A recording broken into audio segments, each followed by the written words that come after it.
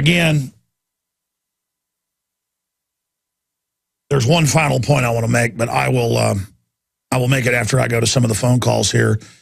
I have asked the listeners, generally to just, I want your take on the magnitude of all this. Because we don't have any hope of ever defeating the globalist if we can't really pull back and really analyze the full depth and breadth of what we're up against. Every time I hear mainline neocons go, these dumb liberals, they're not dumb. They are taking point in the change of society to bring us into domestication and enslavement. And the Republicans play the part of the opposition so that they can control the opposition. And anytime we're about to fully flip them, we're very close to beating them. If people can just wake up to how really bad they are and really get disgusted and really have some good old-fashioned, not even hate, but just understanding that this is the enemy. It's beyond hate. I don't even hate the New World Order anymore, except when I start thinking about all the stuff they do to kids. It makes me really angry. But it's not even really hate. It's just like animal understanding of this enemy's got to be run into the ground. It's beyond hatred. It's just, I'm ready in the info war to do what needs to be done. You know what I'm talking about. There's not a question. There's not, it's beyond hate. It's survival. It's wholesomeness to want to destroy these people, to want to crush them. It's not enough to run the globalists to the hills, ladies and gentlemen. They have got to be absolutely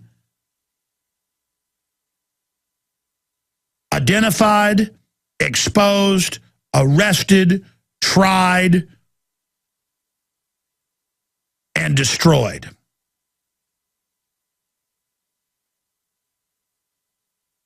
Because they want to destroy us. Look at their fruits. They attack everything good. They hate with a venomous stench everything wholesome. You see something good, you like it. I see something good, I like it. Our hearts are good, but they're also desperately wicked. But we choose goodness. The globalists have chosen wickedness, and they like it. They see it, and they think it's good. We see it, and it stinks.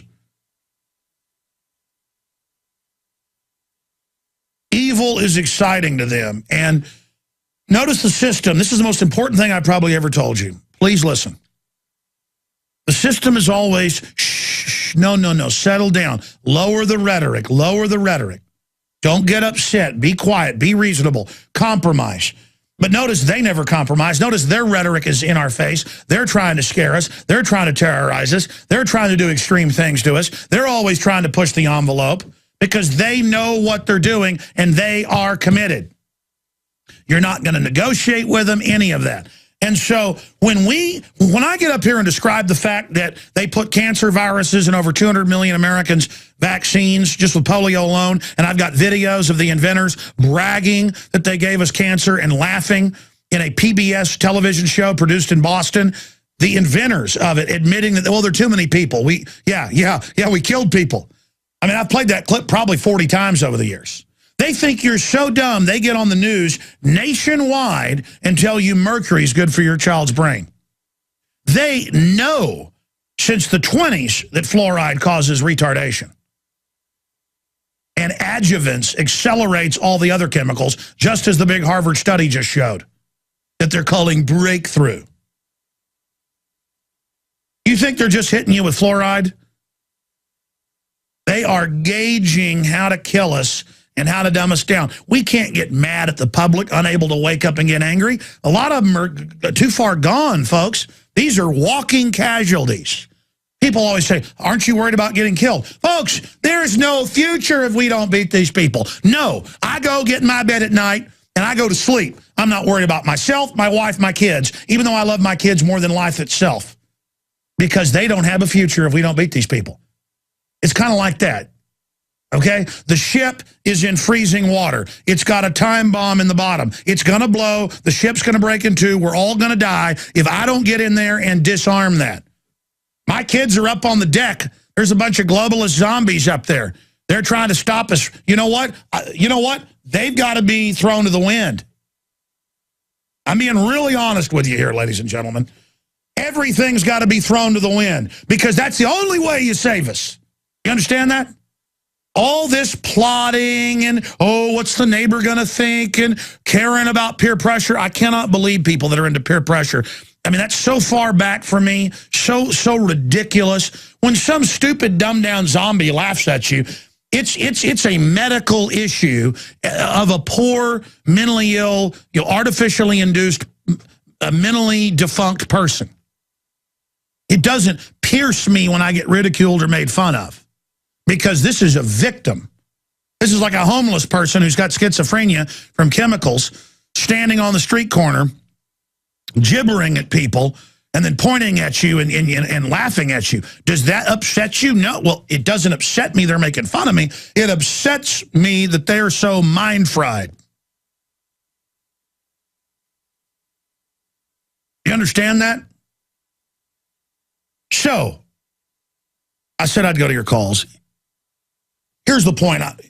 Here it is crystallized. When we are faced with absolute, out-of-control megalomania craziness, which is actually a repeat of every other society always tried to exterminate the group they've been at war with for a long time. The globalists want total victory. Total victory means killing us. Then they have all the advanced technology, life extension. All the movies I go out and see now are about this. I went and saw Spider-Man with my wife. I thought it was a really good movie. Compared to Batman, and had a good message of anti-transhuman genetic engineering and the mad scientist who wants to live forever and is injecting himself with it. And I know a lot of people in Hollywood, they're not all bad. A lot of them are actually waking up, and that's threatening the power structure. But my point is that this is the real issue. The whole destiny of humanity is being decided right now. Okay?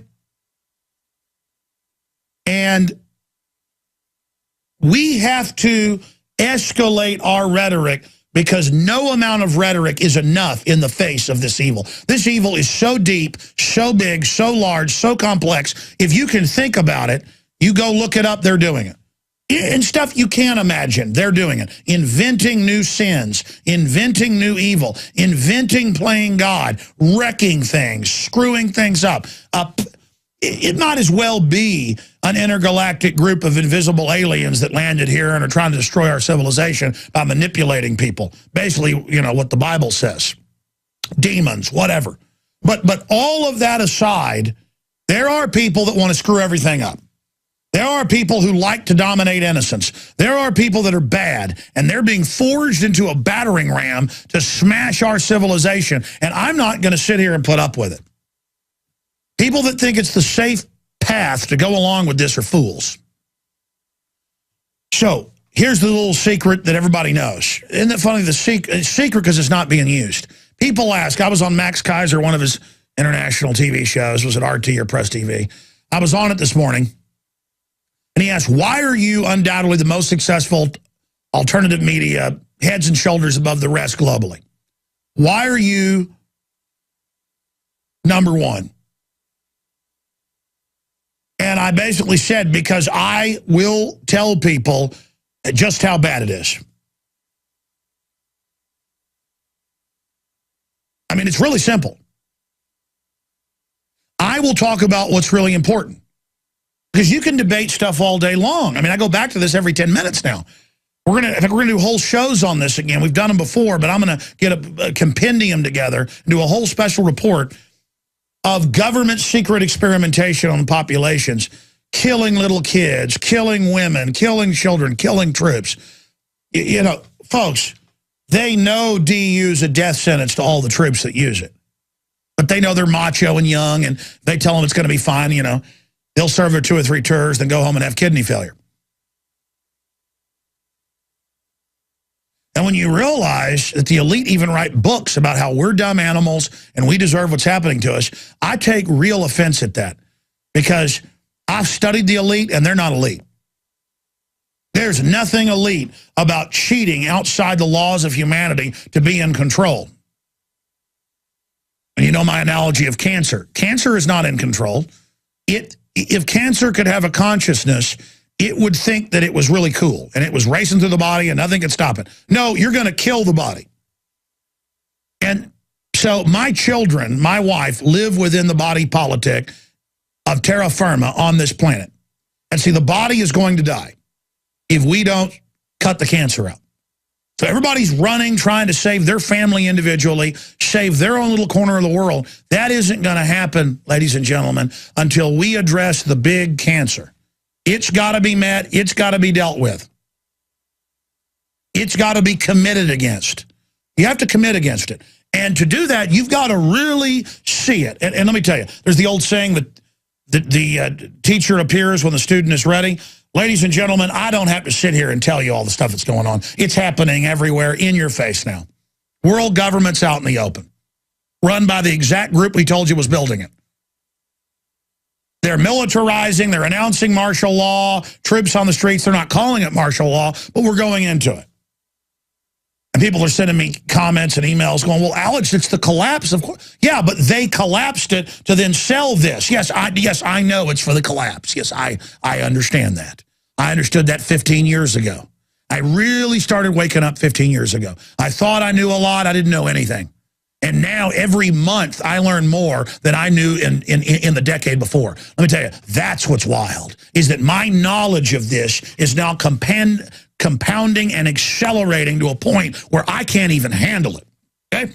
I mean, I know what they're going to do before they do it. I know what their battle plans are. I know what they're thinking because I have spent so much time following what they do, and I've studied what they're into. And let me just tell you something. These people might as well be demons out of hell.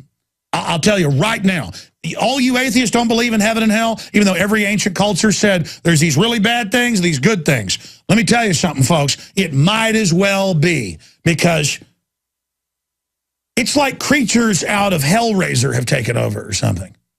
That's exactly the kind of stuff they're into. All that art is imitating life. It's like Final Fantasy. It's like Event Horizon. You're like, what do they want? What does the New Order want? Well, they want to murder people. I mean, what am I supposed to? People are like, well, why did he have 35 bodies in his basement? Because that's what this crazy person likes it. To a psychopath, rotten bodies is like pumpkin pie. To a normal person, we're like, oh, man, that's really horrible. Not to them.